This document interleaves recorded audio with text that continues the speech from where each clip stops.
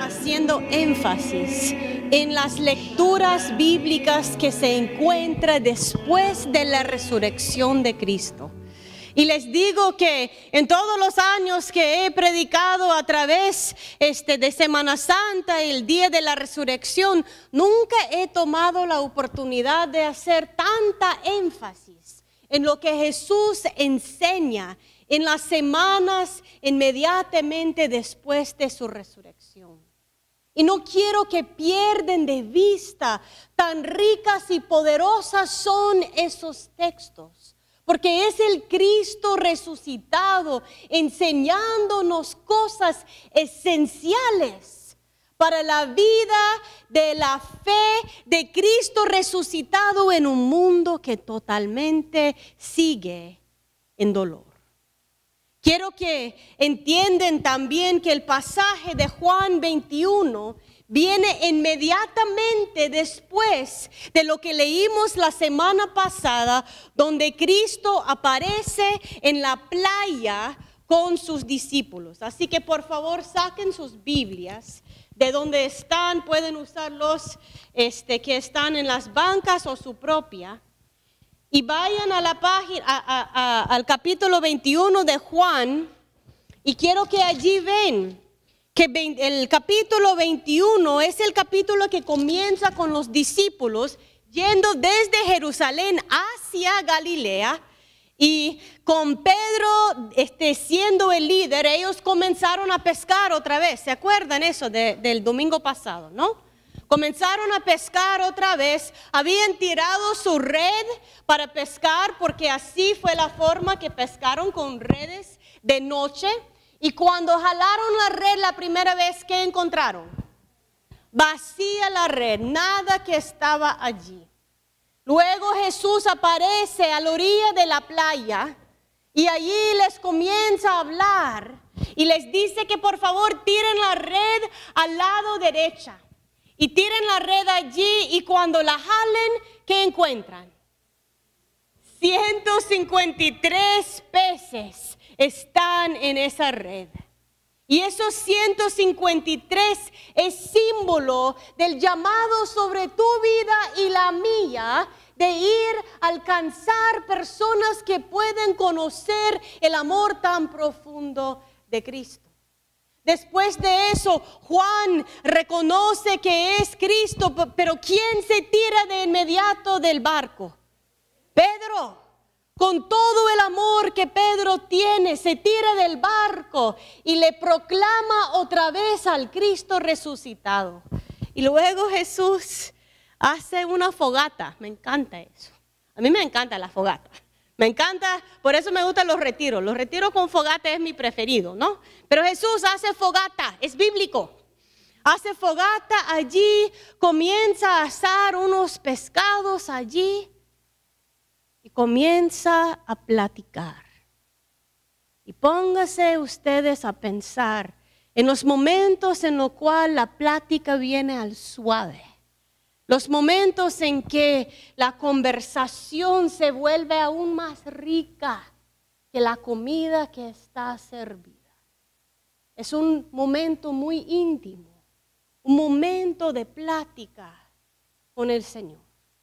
Agradezco que es una de las cosas que he aprendido de mi esposo. Muchas veces las cosas tan programadas no salen, pero los momentos así, cuando el tiempo pasa, uno llega a lo profundo de las preguntas del ser de uno. Así está Jesús con sus discípulos. Oramos. Gracias, Señor, por venir donde nosotros a tener pláticas íntimas. Momentos, Señor, en que podemos ver lo fondo de tu corazón. Momentos en que ni son declaraciones. Es como el poder de tu Espíritu y tu presencia con nosotros. Gracias por amarnos tanto. Gracias por prepararnos una cena, un desayuno en ese caso, donde podemos compartir de corazón. Abre nuestros corazones en esta mañana, Señor, que podemos verdaderamente recibir el pan de vida que tiene por nosotros. Permite que la palabra de mi boca y los pensamientos nuestros sean su voluntad por nosotros. En el nombre de Cristo. Amén. Y cuando están allí en la fogata, platicando con Jesús, Él comienza un proceso muy importante con Pedro. ¿Quién me puede decir qué ha hecho Pedro 3 veces? Pedro negó a Cristo 3 veces en el camino hacia la cruz. Y Jesús mismo le dijo a Pedro que lo iba a hacer peor. Si uno es mamá, entiende eso. Yo te dije. Y todavía con el aviso, hiciste lo que yo te había visto que iba a pasar. 3 veces le negó a Jesús. No había tenido una oportunidad íntima de estar con Jesús después de eso. Y eso fue el momento en que estaba en una plática familiar. ¿Y qué es la pregunta que Jesús le lanza a Pedro? ¿Me amas? ¿Me amas? ¿Me amas? Quiero que ustedes se pongan a pensar en un momento que han hecho una mala decisión y que se han separado de alguien que amas. Levanta la mano. Yo creo que todito de nosotros hemos en ocasiones cometido un error, tomado una decisión que sabemos a veces en el momento, pero todas las veces después, y uno dice, ¿por qué cometí ese error? Y cuando cometís ese error y la distancia comienza a levantar, abrirse entre usted y la persona que amas, ¿qué es tu tendencia como persona? Cuando la distancia se va aumentando más y más, ¿qué pasa? ¿Qué haces? ¿Cómo dice? Uno sufre, es un sufrimiento interno, llora. ¿Qué más pasa? Uno se deprime. Se siente incapaz de cambiar la situación. El dolor como que es una carga encima. ¿Qué más pasa? Se desespera. Ay, Dios mío, ¿cómo salgo de eso? Y la distancia se aumenta y se aumenta.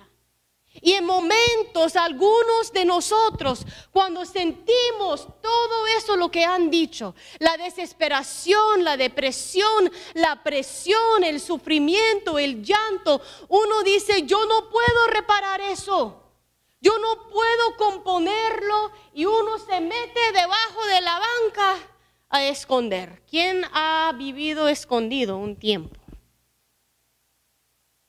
Escondido. Cuando uno comienza a reflexionar del Señor, el Señor no me puede hallar, el Señor no me puede aceptar, el Señor no puede restaurarme después de un fracaso así. Y desgraciadamente a veces hay personas que en vez de salir de donde están, nunca jamás se levantan. Levanta la mano si conoce a alguien que nunca jamás se ha levantado. Duele. Y se quedan allí aplacados por la vida. En otros momentos nosotros comenzamos a convencernos que hay que levantarse, hay que luchar, hay que esforzarse, pero nosotros nos levantamos en nuestra propia fuerza. Y dejamos de hablar con el Señor, porque el Señor, ¿qué va a hacer? Levanta la mano si ha intentado levantarse de tu propia fuerza. Yo creo que todos. Uno intenta levantarse porque el dolor de enfrentarse con Dios a decir que eso ha pasado, o el dolor de pedir perdón del otro, mejor me levanto y sigo caminando. Pero las fuerzas se agotan y uno se siente aún más solos. Y la tercera cosa que hacemos a veces es comenzamos a dudar del poder de Dios. ¿Cómo es posible que Dios está en mí, que yo he aceptado a Cristo como mi Señor y Salvador y todavía vivo en una situación donde el dolor es constante, donde yo veo que hay cosas en mí que no han cambiado? Levanta la mano si ha tenido desesperación. Señor, yo quiero que eso cambie. ¿Dónde está el movimiento de tu espíritu? Y terminamos diciendo, puede ser que Dios no puede. Es horrible. Echamos la culpa al Señor. Yo creo que el Evangelio de Juan termina con ese texto porque es esencial de nuestra fe. Porque todos vamos a cometer errores. Todos vamos a caer. Todos vamos a negar a Cristo, y no solo una vez, ni 2 veces, ni 3 veces. Es parte del caminar en un mundo caído donde nosotros no somos perfectos. Y si nosotros no aprendemos del amor tan profundo de Cristo por Pedro en ese texto, dejamos vulnerables nuestros corazones a nunca levantarse, a trabajar en nuestras propias fuerzas, o peor todavía, creer que Dios no es poderoso como Él dice. No perdamos de vista tan importante que eso es la última historia en el Evangelio de Juan. Para entenderlo aún más profundamente, quiero que en sus Biblias vayan al Juan 1, comenzando con el verso 42. Dígame amén cuando lo tienen. Juan capítulo 1, verso 42. Si no tiene Biblia, hay en las bancas. Si no, comparte con alguien, porfa. Juan 1. Y si yo comienzo con el versículo 40, allí veo lo que mi Biblia dice, los primeros discípulos de Jesús. Esto es en el comienzo de la jornada de los discípulos con Cristo. Andrés, hermano de Simón Pedro, era uno de los 2 que al oír a Juan, el primero, había seguido a Jesús. Andrés encontró primero a su hermano Simón, que es Pedro, y le dijo, hemos encontrado el Mesías, es decir, el Cristo. Luego lo llevó a Cristo, a Jesús, quien mirándolo fijamente le dijo, tú eres Simón Pedro, hijo de Juan. Serás llamado Cifas, es decir, Pedro. ¿Qué es raro sobre ese texto? ¿Qué es milagroso o impresionante de ese texto? Que Jesús conocía su nombre. Que Jesús conocía su nombre. Quiero que ustedes comiencen con eso. ¿Creen que ustedes se presentaron a Jesús? Hola Jesús, yo soy Jennifer. Me gustaría ser tu discípulo. No. Desde que fuiste formada en el vientre de tu madre, yo te conocí. Desde el comienzo del tiempo te tenía en mi mano. Yo te conozco por nombre. Por nombre te he llamado, por nombre te he conocido. Por eso fue tan poderoso María en el jardín, cuando cree que el jardinero es jardinero y es Cristo. Cuando Cristo le dice su nombre, María. Y de allí todo se aclara. Raboní, mi Señor. Vos sos Simón, hijo de Juan. Julia, José, María, David, yo te conozco por nombre. y te llamo por nombre desde el comienzo. Si vamos a Juan 10, quiero que entiendan tan poderoso que es eso. Juan 10, verso 14. La Biblia nos habla del buen pastor. En el verso 11 del capítulo 10 de Juan, yo soy el buen pastor. El buen pastor da su vida por las ovejas. El asalariado no es el pastor y a él no le pertenecen las ovejas. Cuando ve el lobo, se acerca, abandona las ovejas y huye. Entonces el lobo ataca el rebaño y lo dispersa. Y ese hombre huye porque siendo asalariado no le importan las ovejas. Yo soy el buen pastor. Conozco a mis ovejas y ellas me conocen a mí, así como el Padre me conoce a mí y yo los conozco a él y doy mi vida por las ovejas. Tengo otras ovejas que no son de ese redil y también a ellas debo de traerlas, así ellas escucharán mi voz y habrá un solo rebaño, un solo pastor. Él es el buen pastor, que nos conoce donde sea que estemos. Que llamó a Pedro por nombre antes que Pedro se presentó. Y luego hacemos un adelanto bastante rápido y vamos a la mesa donde Jesús está con sus discípulos en Juan 13. En Juan 13. Dígame amén cuando están ahí. En Juan 13, Jesús está allí lavando los pies a sus discípulos.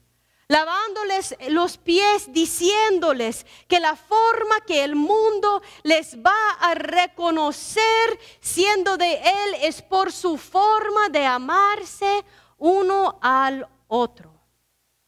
En el verso 31, Juan 13, 31. Cuando Judas hubo salido, Jesús dijo, ahora es glorificado el Hijo del Hombre y Dios es glorificado en él. Si Dios es glorificado en él, Dios glorificará al Hijo en sí mismo y lo hará muy pronto. Mis queridos hijos, poco tiempo me queda para estar con ustedes. Me buscarán y lo que antes le dije a los judíos, ahora se lo digo a ustedes. A donde yo voy, ustedes no pueden ir. Este mandamiento, escuchen eso, nuevo los doy, que se amen los unos a los otros, así como yo los he amado. También ustedes deben amarse los unos a los otros. De este modo también sabrán que son mis discípulos, si aman los unos a los otros. ¿Cómo se distinguen a nosotros como discípulos? Por el amor que tenemos por otros.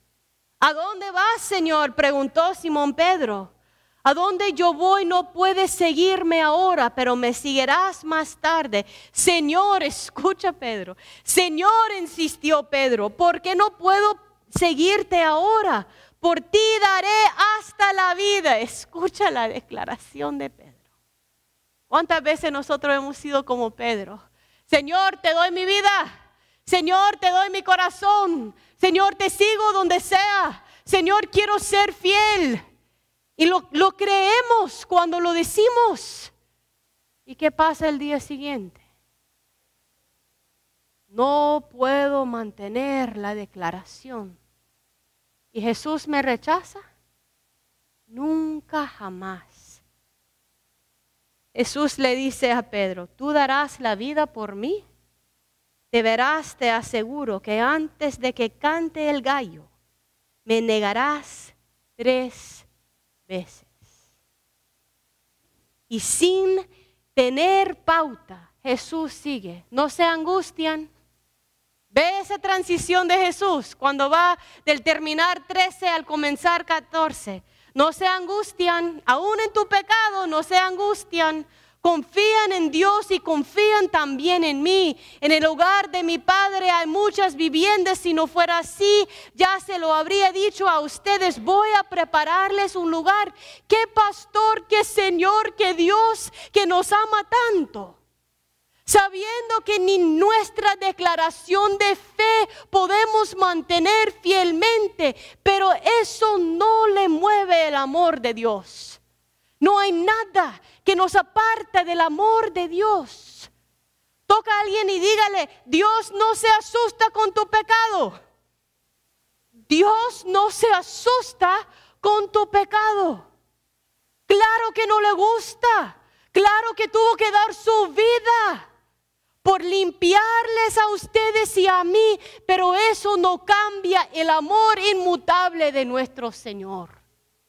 Y eso es tan fundamental de nuestra fe, porque aunque lo declaramos con la boca, vivimos en medio de nuestros fracasos, escondido debajo de la banca, diciéndole, Señor, usted no me puede perdonar, usted no me puede levantar, yo no soy digna. Y el Señor dice, ¿y cuándo pensé que era digna, Jennifer? ¿Cuándo? Nunca era el propósito. Es mi amor que te busca. Es mi amor que te da salvación. Es mi amor que te restaura. Es mi amor que te llama. Uno de los teólogos que yo leí, y eso me impresionó tanto, dijo, el llamado de Pedro en el amor de Dios pese más que sus pecados. Lo voy a decir otra vez, el llamado tuyo, Jenny, sobre tu vida, pesa más en el poder del amor de Cristo que cualquier fracaso de tu vida. Y eso es esencial. Porque yo estoy convencida que la mayoría de las dudas en nuestra fe no vienen por grandes preguntas teológicas. Vienen por fracasos en nuestra vida que nunca jamás damos la oportunidad a Dios restaurarnos en amor porque rechazamos esa gracia diciendo que no es posible. Y el poder del Evangelio es lo siguiente. Si usted y yo no podemos recibir la gracia y el amor de Cristo, nunca jamás podemos amarnos uno al otro. Porque en un día Altagracia me va a ofender y yo la voy a ofender a ella.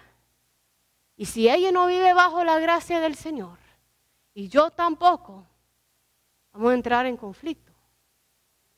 Pero la gracia, el amor de Dios nos debe de dar la humildad de entender que es por gracia y por amor que cada uno de nosotros podemos caminar ese caminar de la fe.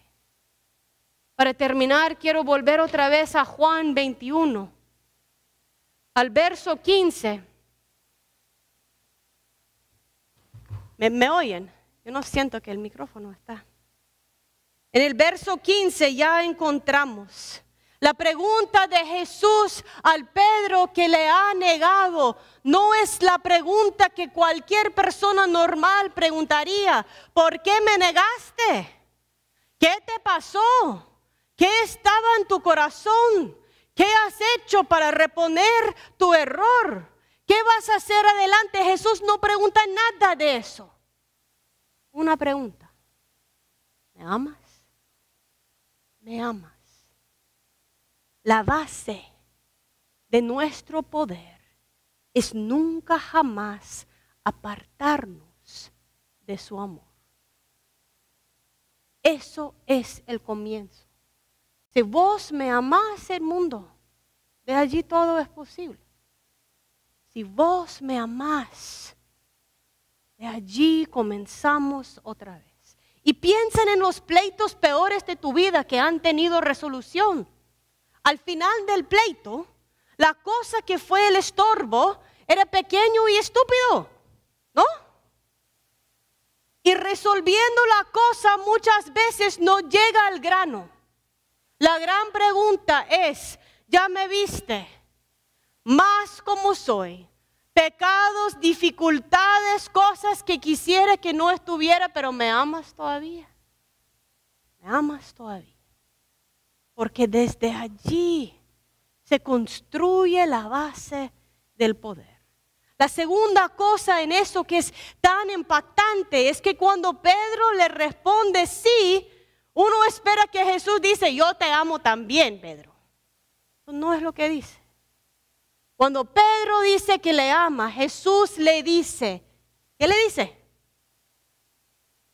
Apacienta mis corderos.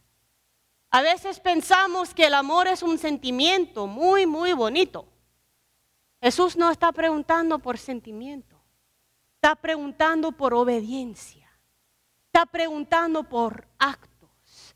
Está preguntando por un amor por Él que cambia la forma que yo camino en esta vida con Doña María.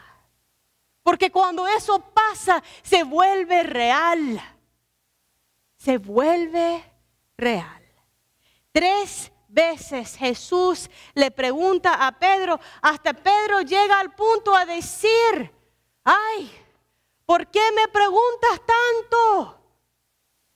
Y uno piensa en Juan 13, donde Jesús está lavando los pies de sus discípulos. Y le dicen, van a saber que son mis discípulos por el amor que muestran. Por el amor que muestran. ¿Cuántas veces intentamos cambiar a otro a golpe? ¿Cuántas veces intentamos cambiar al otro confrontándole con su pecado? ¿Me amas? Apaciente mis ovejas. Yo quiero que donde estén, que cierren sus ojos. Yo creo honestamente eso es fundamental de nuestra fe. Que nosotros, aún cristianos, luchamos en no aceptar ese amor de Dios. Cierren los ojos y donde estén, yo quiero que pidan a Dios que te abre a recibir su gracia. 1 vez, 2 veces, 3 veces. Que recibe la gracia del Señor. Que acepta que su amor es más profundo que tu pecado. Que acepte el regalo de otra oportunidad de seguir.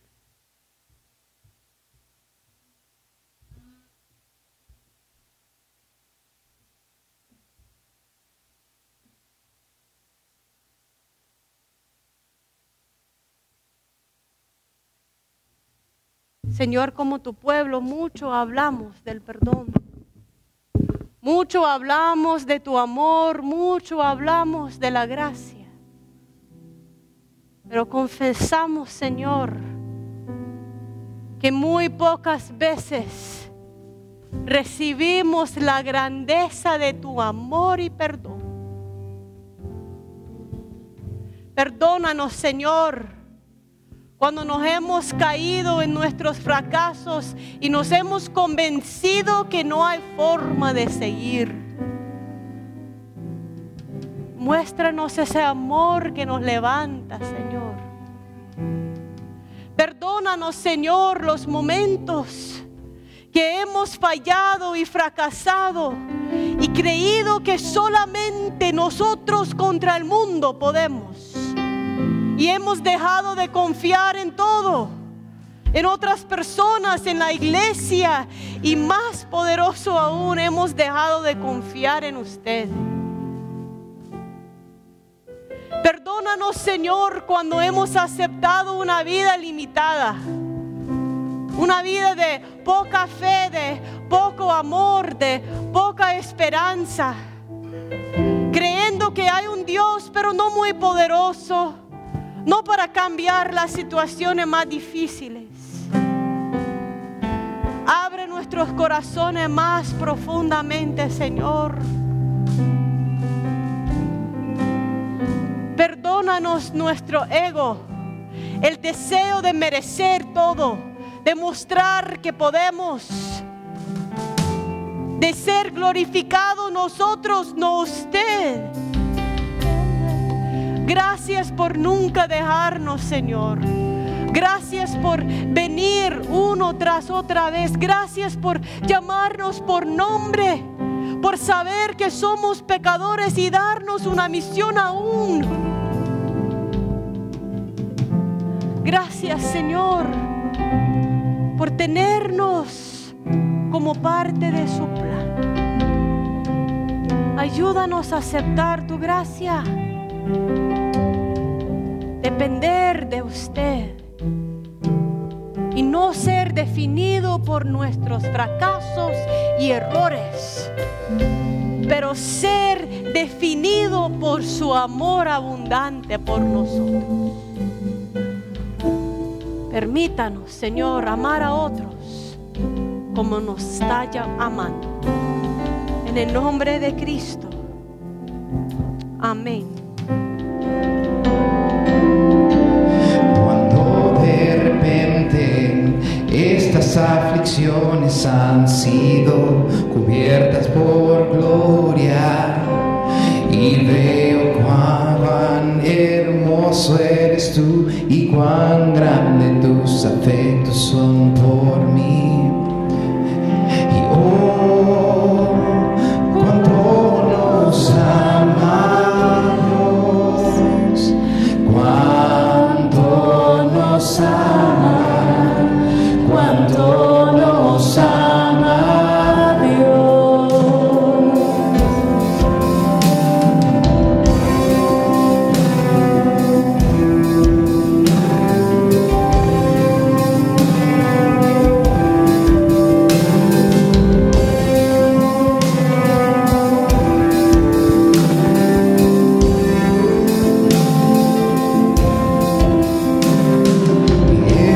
Celoso de mí, su amor es tan fuerte como un huracán que yo me doblo bajo el peso de su viento y gracia.